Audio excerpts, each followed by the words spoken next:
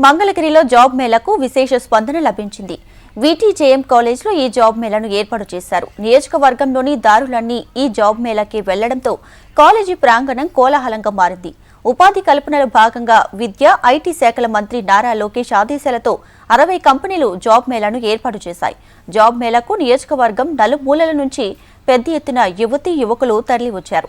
5,000 మందికి పైగా యువతకు ఉద్యోగ అవకాశాలు కల్పించేందుకు ప్రభుత్వం ఈ అవకాశాన్ని అందించింది. నేను కొల్లకొండ నుంచి వచ్చాను.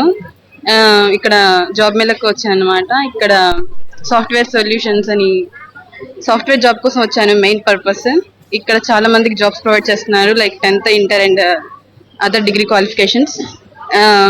నాకు ఫస్ట్ రౌండ్ ఇంటర్వ్యూ అయిపోయింది అండ్ సెకండ్ రౌండ్ కోసం నాకు హైదరాబాద్కి విజిట్ చేయమని చెప్పారు.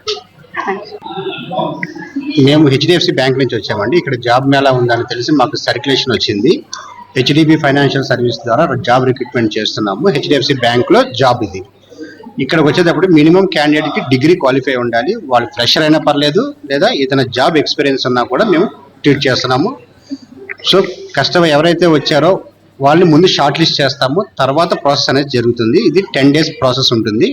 షార్ట్ లిస్ట్ అయిన క్యాండిడేట్స్కి మేము ఒరిజినల్ సర్టిఫికేట్స్ అన్ని చెక్ చేసుకుని వాళ్ళ హౌస్ వెరిఫికేషన్ అన్నీ ఉంటుంది బ్యాంక్ కాబట్టి యాజ్ పర్ నామ్స్ ప్రకారం ఏమైతే ఉన్నదో దాని ప్రకారమే మేము పాలసీ ప్రకారమే మేము ఇక్కడ రిక్రూట్ చేస్తున్నాం.